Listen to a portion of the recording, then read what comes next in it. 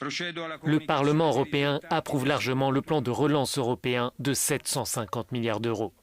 582 eurodéputés ont donné leur feu vert au dispositif intitulé « Facilité pour la reprise et la résilience » qui doit permettre aux États membres de surmonter la crise économique provoquée par la pandémie de Covid-19. Cela veut dire que nous l'avons approuvé, nous avons adopté une réponse européenne. Mais l'argent doit maintenant arriver aux citoyens, aux familles, aux entreprises et aux États. Il faut que les parlements nationaux ratifient cette décision pour créer le fonds et pour créer cet outil européen. L'enveloppe principale compte plus de 672 milliards d'euros.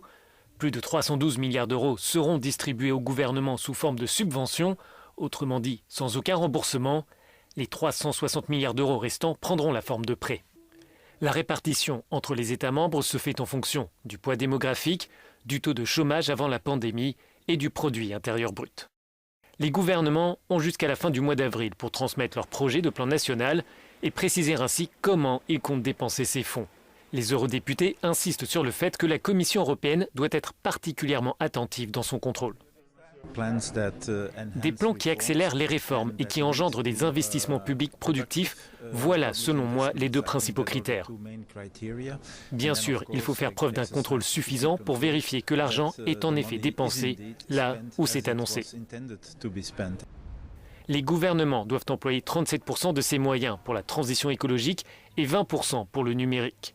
Le montage financier de cet outil est une première pour l'Union et déjà certains s'interrogent sur la possibilité ou non de le répliquer à l'avenir. Les conservateurs essayent de dire que c'est une situation exceptionnelle où nous avons besoin d'un plan de relance, mais qu'après la pandémie, il faut s'assurer que l'Union européenne ne répète pas ce choix.